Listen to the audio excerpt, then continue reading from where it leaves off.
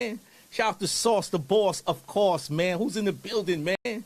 Shout out to Sauce the Boss, of course, man. Who's in the about you, and it's no one else like you is what they're getting. Positive vibes only. Shout out to King Sauce Boss in the building about you. And these, people skinny dipping in the pool, P. Diddy running around like a crazy animal.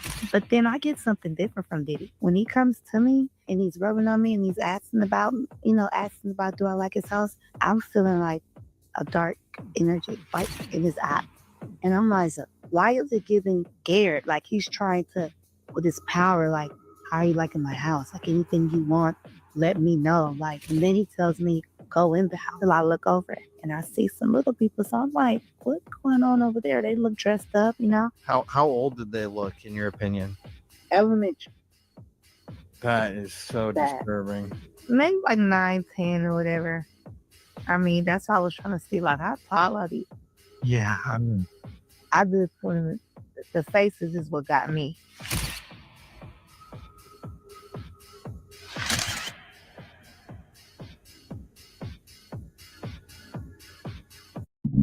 If you look for the iceberg of the most disturbing films, this is definitely on there, bro. Megan is missing. And you've watched this specific movie? Not all the way. As soon as it turned into the point of view of the kidnapper, I couldn't watch it no more, bro. This is like a found footage type of film. From Megan's point of view to the friend's point of view, they're 14-year-olds. They're like best friends. Mm-hmm. Megan decides to try and help Amy by taking her to one of the parties that she goes to. They're doing getting drunk and in one of the scenes, you also see Megan doing a sexual act for. Already right off the bat, this movie gives off this weird vibe. One of the people in the party ends up giving Megan a contact to some guy named Josh. The only way that she contacts him is through Skype. This already sounds sus, bro. Josh is saying, oh, he's 17. His camera's always turned off. She doesn't know what Josh looks like, only his voice. It gets to a point where they obviously get close enough, and Josh is like, yo, we should meet up. I'm shy, so we should do it in a place where it's just us. Oh my gosh. Let's meet up behind this diner. The next scene in the film is surveillance footage, her being taken by some unknown guy. So Amy decides to personally try to investigate where the fuck she could be. The next scene is she's recording herself under a bridge. She sets it down, and then you see a man behind her, and then that's the last time they see Amy. So now Amy and Megan are missing. What the? And I forgot to mention that in one of the scenes in the movie, there was these pictures of Megan that were surfacing on these fetish websites of her in bondage. This is why Amy decided to go on her own investigation. And those pictures, the director himself said that he was inspired by a real life case, by pictures that he's seen on the dark web of a girl. It was you guys that found the body of this missing girl. Now, tragically, this case ended in disaster, but if it wasn't for social media, she wouldn't have been found. It was the 6th of August, 2022 in Truckee, California. The area is super rural, and it's common for teenagers to kind of hang out in the woods and in the outdoor areas, especially in the summer as well. Like, there's really lovely, gorgeous open spaces, outdoor areas near to like reservoirs and things where kids just love to hang out. On the day in question, they were doing just that. Kylie Rodney, aged 16, was with a bunch of other teenagers heading to an outdoor party. She was just about to start music college, and she was incredibly talented.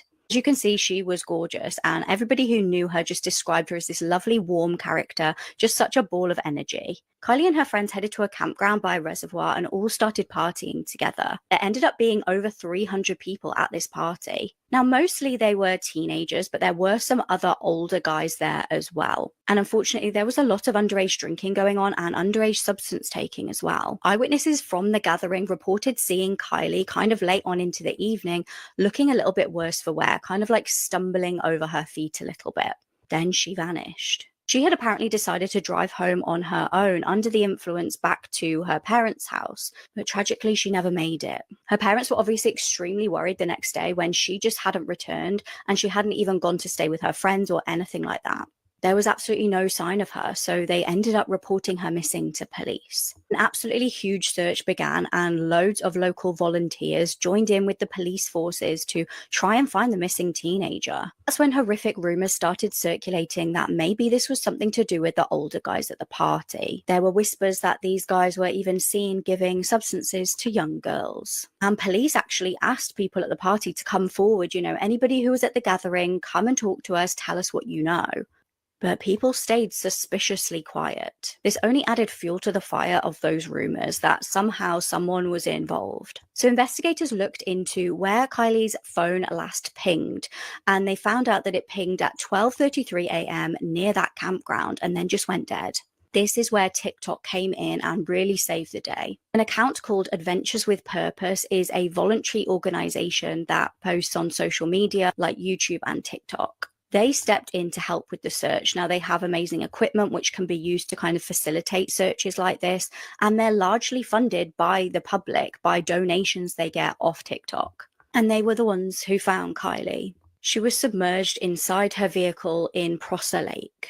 Her cause of death was deemed accidental drowning. Now, despite the rumors, police state that there is no evidence of any kind of foul play. What do you go missing after getting out of a taxi one night and then end up dead in the water tank of the motel 13 days later with severe trauma to your body and signs of SA, all accidentally with no foul play? Because that's what the police are saying happened to her, and I am not buying it. This is the mysterious death of Debani Escobar, and nothing has disturbed me more than this last photo of her. Debani was an 18-year-old law student who disappeared on April 8th, 2022. That night, Debani went to a party with two of her friends at the Quinta Diamante estate in General Escobedo, Mexico. As the night went on, her behavior became more and more erratic, which was not like her. And at one point, she got into a fight with one of her friends and ended up locking herself inside the men's bathroom. What that fight was about is unknown, but her friends reportedly wanted to leave without her because of it. But before doing so, they called her a DD driver to pick her up from the party and take her home. A DD driver is like an Uber driver. And so the driver, who was a man, picked her up at 4:17 a.m. At some point during the drive, the two were seen on nearby security footage arguing in the car. And according to the driver, he said it was because he was trying to ask Debani for her address and a guardian's phone number, but she refused to give it to him. The driver then says that Debani groped him, and these are just the words coming from his mouth. But according to Debani's dad, the security footage that was obtained actually shows the driver inappropriately touching Debani. After this altercation, Debani got out of the car right there on Highway 85 in Monterey, and this is reportedly an extremely dangerous stretch of road where many people have gone missing before. The driver then took this final photo of Debani alone, standing on the desolate highway in the middle of the night. He then texted this photo to the friend that scheduled this ride for Debani. I'm assuming that he did this because he wanted to explain the situation and let her know that Debani got out of the car. After waiting for several minutes to see if Debani would get back in, he drove off, leaving her alone.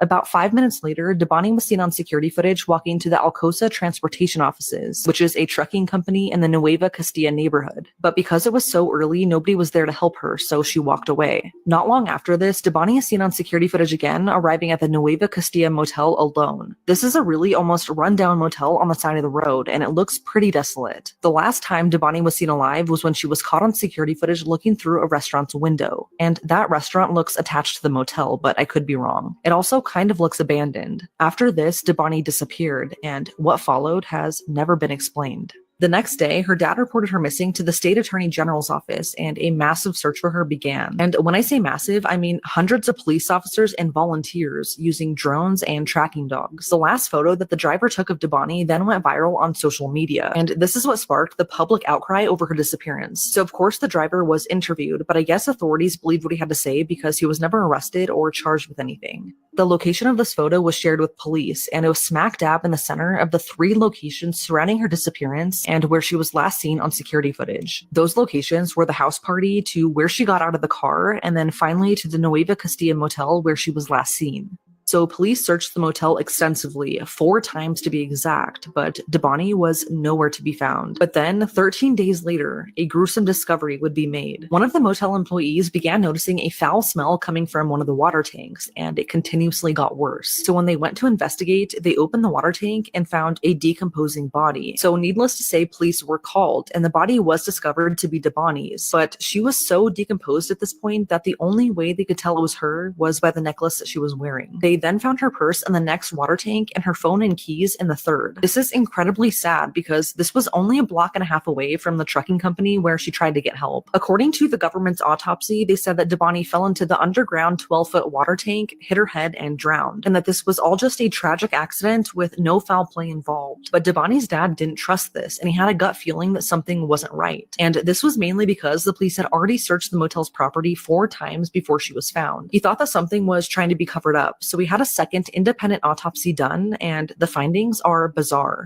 This autopsy found that Dabani had been sexually assaulted and physically abused before she died, and the official cause of death was from a deep cranial contusion. So because of these findings, there were many rallies and protests in Mexico that called for a more thorough investigation into Dabani's death. One thing that would have helped tremendously in the beginning while searching for Dabani was security footage from inside the motel. But the manager of the motel, along with one of the front desk employees, claimed that there was no security footage to be given. They said the motel does have cameras, but that they don't record and are strictly for monitoring purposes. But suddenly, out of nowhere, hours of video footage emerged that shed some light into what happened the night Dabani disappeared. Video footage from the motel showed Dabani entering the property that night alone, but instead of going to the front desk, she went to a garden out of sight. About 20 minutes later, she's seen walking by the motel's empty pool and towards the water tank, and that was the last time she was ever seen alive. Because of how shady everything seemed, a third autopsy was conducted that required Dabani be exhumed, and surprisingly, the results were more grave than before. This final autopsy showed that Dabani actually died from asphyxiation. She had been strangled and absolutely no water was found in her lungs. Her body showed extreme signs of violence, and the results also showed that she died between 3 and 5 days before she was found, meaning that she was alive for possibly up to 10 days before dying, which leads me to ask, where was she during that time? So many aspects of this case are still unexplained. First off, with her behavior being erratic the night she went missing, it seems likely that she could have possibly been drugged. And why was the first official government autopsy so wrong? Was it due to incompetence or corruption? Because of how fast they pushed that this was an accident, many people, including Dabani's family, feel like this was a cover-up. Her family believes that her body was somehow planted in the water tank because there is a ton of evidence that this was no accident. Some people suspect the driver because after one of Dabani's friends called to pick her up, he mysteriously turned off his driving app. Some believe that the motel is responsible because they lied about the security footage. And in fact, both of those employees were actually accused of making false declarations and concealing evidence, which is a weird thing to do if you're innocent. There is a possibility that somebody followed her into the motel from the trucking company that she stopped at, or even one of the guests at the motel. But unfortunately, since the video footage was withheld and everything around that being so sketchy, I don't trust that it wasn't tampered with in some way. What's crazy is the fact that while searching for Dabani, 5 other missing young girls were found in the process. But as of today, no one has ever been arrested in connection to her case. It's now been 2 years, and Dabani's death is still unexplained and unsolved, and how she ended up in the water tank that night remains a mystery. Guy right here is a very known brujo. He's known in the specific part in Mexico called Catemaco. He's one of the most powerful ones, and he's known for taking you to the devil's cave, La Cueva del Diablo. Oh, okay. And is the middleman between you and the devil to make a pact. He guides you through the whole process. After a certain time, it's just you and the devil. But there's this one video, and he was talking about the reason why he has stopped doing pacts no more with the devil. Porque la última vez me llegó un señor con un niño de 4 años y quería pactar, pero él quería ofrendar a ese niño. Un niño que no había vivido su vida. Él no quería control, él lo que quería era avaricia. ¿Qué ritual hace para ofrendar al niño? Lo desmiembra con un cuchillo, con una daga. Esa sangre se lo quitan a los niños cuando ellos están en lo peor del miedo. Cuando tienen esa adrenalina es cuando se les saca la sangre a los bebés, a los niños. What? ¿Se les saca la sangre mientras están vivos? O... mientras tienen miedo. He ended up saying is that you have to drink the child's blood when the child is at the highest peak of fear, and it's some sort of like drug. Because of the adrenaline that they get. That energy gets carried on into your body. It's like you feel some sort of high. They'd rather have them keep them around scared than kill them. This goes on to the whole conspiracy revolving Monsters Inc. Right? Well, okay, I think I know where you're gonna go with this, bro. In Monsters Inc., their whole world, their whole city is powered by what? Fear. Coming from who? The children. Exactly. They don't kill the children. They keep them around in a constant state of fear and live off of that. And how does the liquid look when it powers up? Blood. A chef who has remained unnamed was cooking in a kitchen one day when something nightmarish happened. You see, he was cooking something in a deep fryer when he suddenly started twisting his head all demonically, and then threw his head into the deep fryer with no hesitation at all. His whole head was fried in oil, and he then died.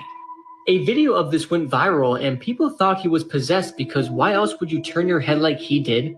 And no sane person would just throw their head into a deep fryer. But the more believable reasoning for this incident was that he had some sort of mental illness, which was even noticed and pointed out by some of his coworkers.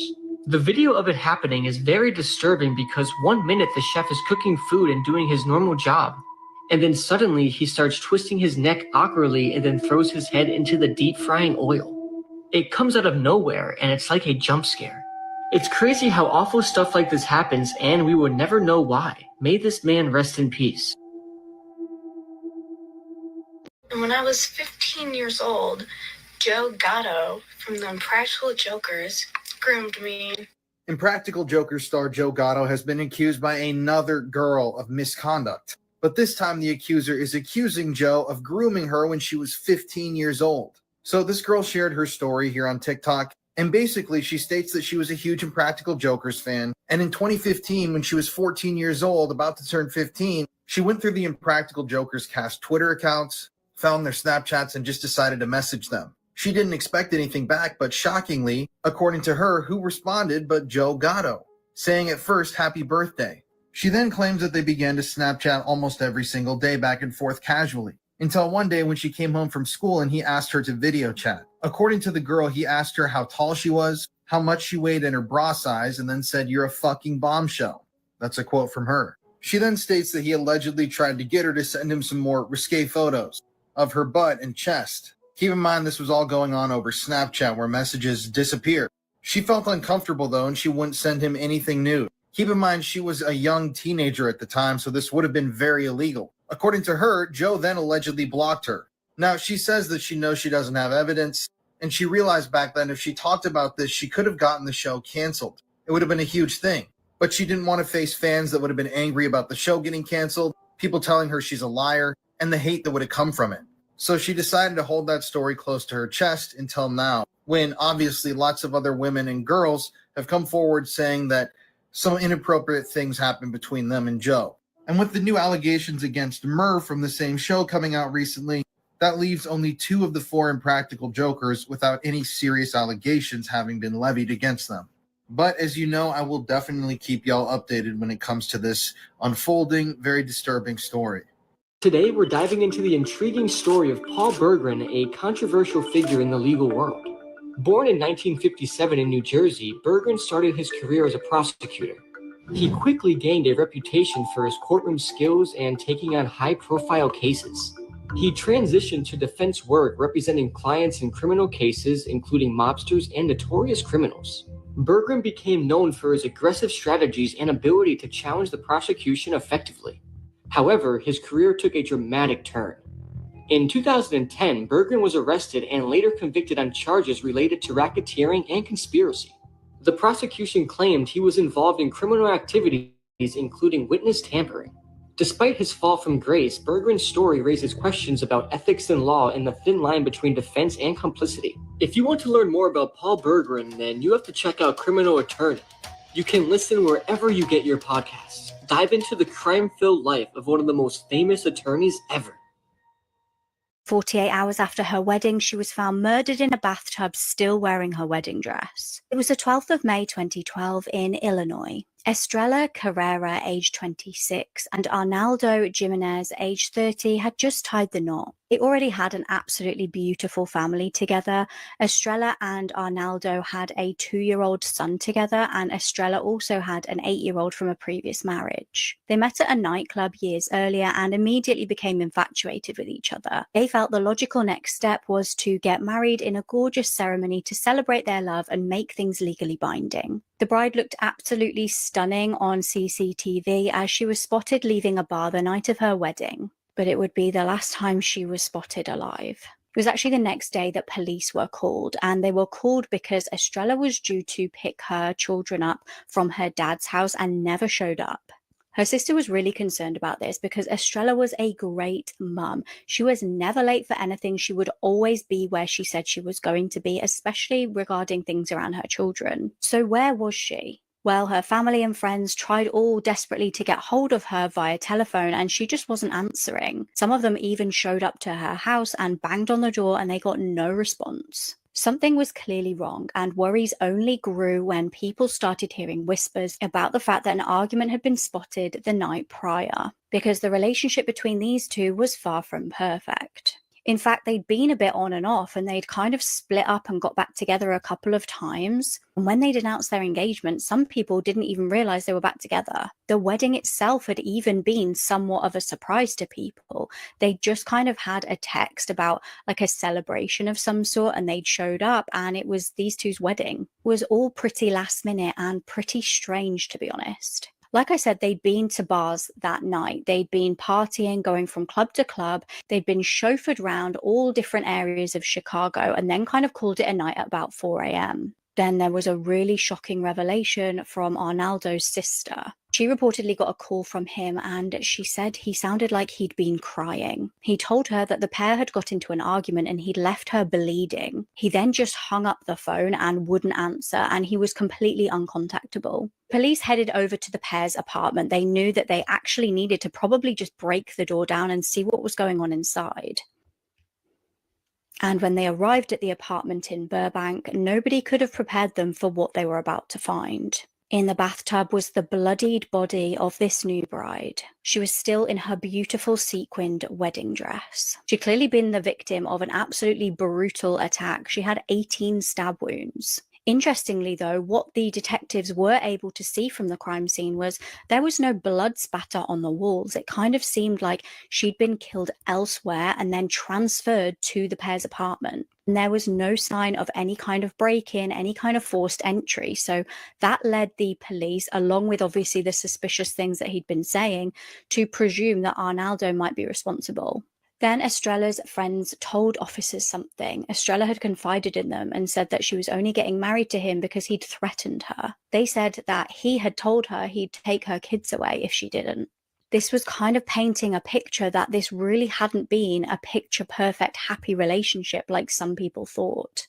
There had also been a history of violence too, and Arnaldo had an extensive criminal record, including violent charges and substance offences. But by now he was on the run. He'd already fled to Mexico, and police believed that his brother had helped him, but they really just couldn't track him down, and he remained a fugitive for 13 years. But it wasn't until his brother got in trouble with police for something kind of unrelated to this case that they searched his property and found Arnaldo's car.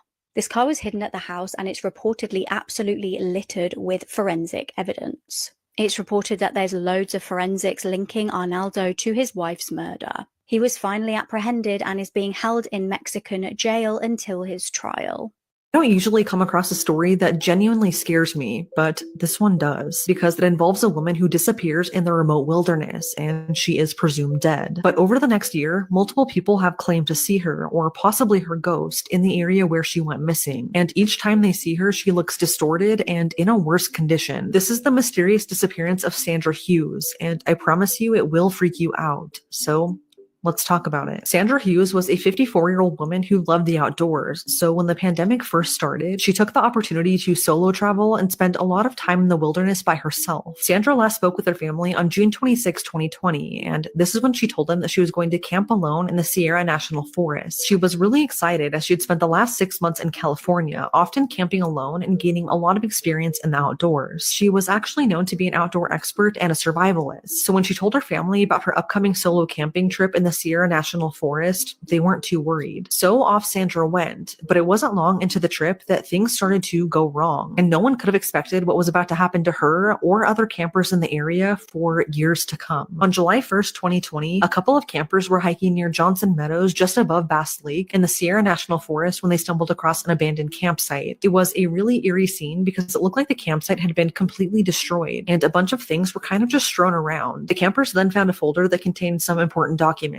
like a birth certificate and a social security card. With the campsite being destroyed like this, the campers felt like something was really wrong. So they called police to report this, and when authorities arrived, they found that the campsite and documents belonged to Sandra Hughes. At this point in time, Sandra wasn't a missing person, but they did find it odd that all of her personal belongings were just abandoned like that. So they started to look for her to see if she was okay. Nothing immediate was found, but then 3 days later, Sandra was spotted. And this is when the story starts to get strange. So on July July 4th, Sandra ended up crashing her car near the Chiquito Pass trailhead in Madera County. This wasn't far from her abandoned campsite, and it didn't appear that the crash was that bad. Other campers were around when it happened, and according to them, Sandra somehow collided with a tree, and her car ended up high-centered on a stump in a ravine. Based on witnesses and the damage to her car, Sandra wasn't going very fast at the time of the crash. Since other campers were around, they offered to help her, but Sandra refused, saying she was okay. She was then seen walking into the woods alone, and what happened after this has never been explained. It was at this point that Sandra was officially reported missing, and authorities became more concerned after her car crash. A massive search was launched for Sandra, and over the next few days, she was seen 2 more times by separate campers. They each said that she was barefoot and had a bruise on her face. At the time, the campers didn't know that she was a missing person, but they did try to ask if she was okay or if she needed help because she looked a little distressed. According to them, Sandra seemed like she wasn't there, and she ignored anyone that tried to talk to her, continuing to walk deeper into the woods alone. This is when authorities thought that Sandra may have suffered a head injury after her crash just due to her bizarre behavior over those few days. Like I said, she wasn't going very fast at the time she crashed, and the damage to her car suggests that it wasn't that bad of a wreck. And those who talked to Sandra right after the fact said that she didn't appear injured. But I guess if you have a head injury, sometimes it's not always that easy to tell. So authorities cracked down on their search and brought in multiple different agencies, tracking dogs, and even searched for Sandra by air. But at first, nothing was found. Then a few days later, search and rescue found Sandra's sleeping bag inside Yosemite National Park, just 2.5 miles from the crash site. The sleeping bag matched her recent REI purchase, so they knew this belonged to Sandra, but she was still nowhere to be found, and authorities started to lose hope that she would be found alive.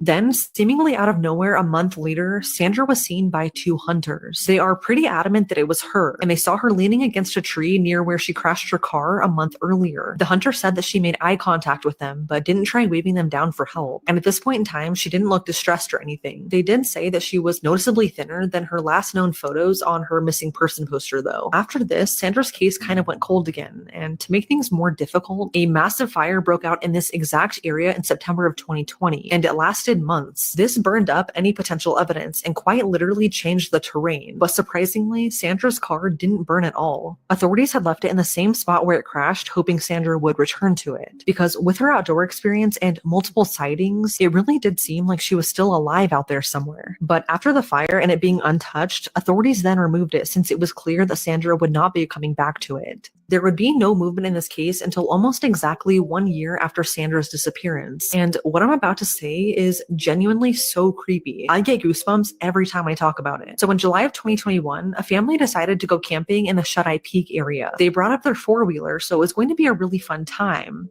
Or so they thought. About halfway through the day, they stopped to eat lunch. And this is when their 3-year-old son started pointing out their car window into an open meadow. He told his parents that there was a woman laying face down with her legs straight up in the air in the middle of the meadow. This 3-year-old said that the woman was dead and she wasn't able to talk or move, but she needed their help. This freaked his parents out really bad, so they went to go look around the meadow, fully expecting to see a dead body, but no one was there. When they went back to the car, the 3-year-old proceeded to say that the woman was still there in the exact same spot, and he was pointing directly at her. The woman was wearing a black shirt and jeans, and she had blue hair. And unbeknownst to him, this was exactly Sandra's description to a T at the time she went missing. He just kept repeating that this woman was dead and that she needed their help, so this freaked his parents out enough to make them pack up early and head home since they couldn't see anyone. When they got home, they decided to post their experience on Facebook to see if anyone knew anything about the area. And this is when they found out about Sandra Hughes, who matched the ghost description to a T. They then found out that she disappeared within 5 miles of where they were in the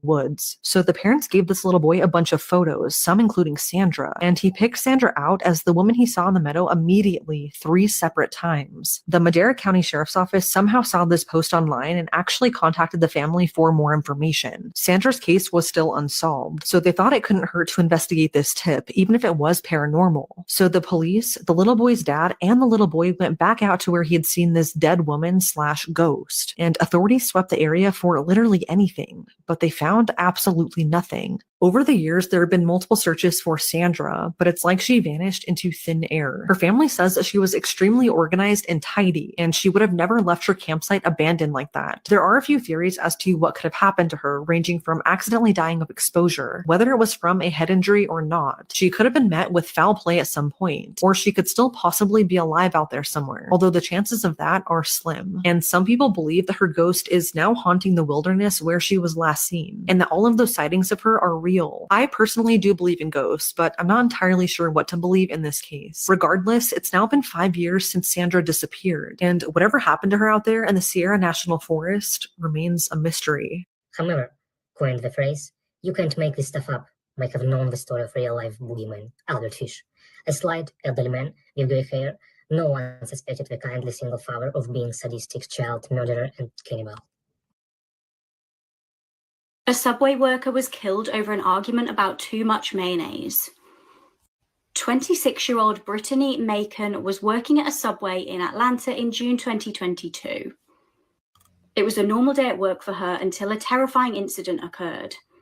She was working with her colleague Jada Statham, who was 24 at the time, when a man named Melvin Williams entered the store. It's believed that after ordering food, an argument erupted between him and the employees over him having too much mayo on his sandwich. The store owner described how all hell broke loose. Brittany was shot and tragically died as a result. Jada's 5-year-old son was actually in the restaurant at the time and witnessed the whole hideous ordeal. Jada was shot, but thankfully she survived.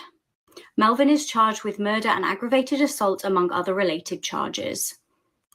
Thankfully, he is currently behind bars while he awaits his trial, which has not been yet scheduled. My parents locked me in a freezer for 2 weeks. My name is Marina Sabatier, and I am 8 years old. I was born in 2001 of an unwanted pregnancy, and my mother initially abandoned me but changed her mind after a month and regained custody of me. From the age of 2, my mother began to abuse me. She deprived me of food, hit me, and made me take cold showers. She would take me to the basement to beat me so that the neighbors wouldn't suspect. She would also force me to eat my own vomit. As time went by, the torture became more and more violent. My parents would tie me to the bed with tape and force me, for example, to swallow spoonfuls of salt and vinegar. I stopped going to school because I was too mentally and physically exhausted from my mother's beatings, and the others might have suspected something. One day I succumbed to the beating, died in the basement where I used to be beaten. My parents put my lifeless body in the freezer for 2 weeks, then put me in a plastic box and covered it with cement. Shortly after reporting my disappearance, my parents confessed to my murder and were sentenced to just 30 years in prison. Have you ever wondered why no anime character looks like a human? Well, that's because they're actually based off of cats. Okay, so this person asked, why in Japanese anime do none of the characters look Japanese? And it's because anime characters are cats. The goal of manga anime was neither Japanese nor Caucasian. The theory that if you pursue cute, it resembles a kitten is influential. No matter how you look at the profile nose, it's not human. And just take a look, that does not look like a human nose, but it does look like a cat's nose.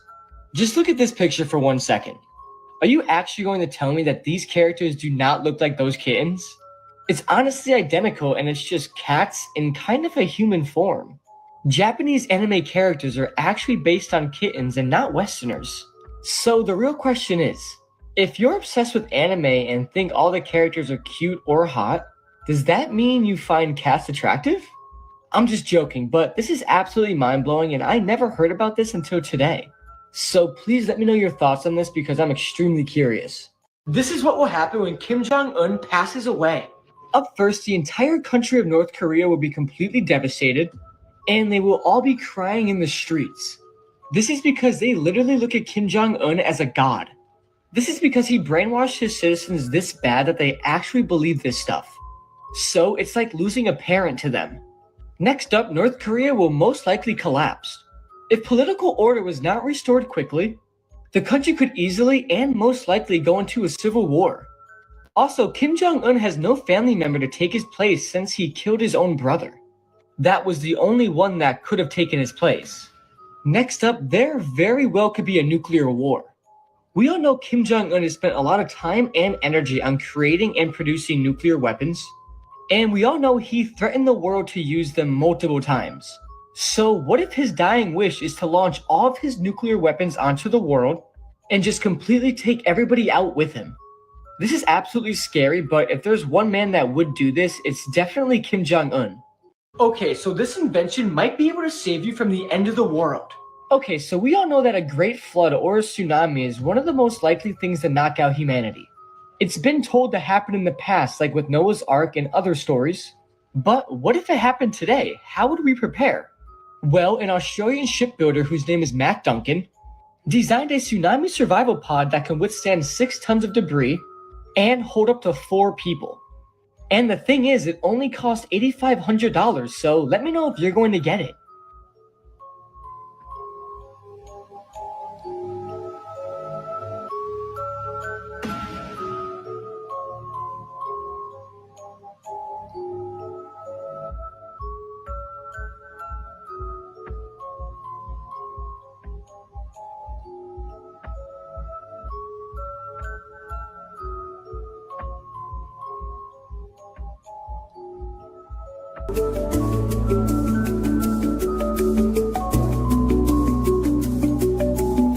Died by drinking 14 liters.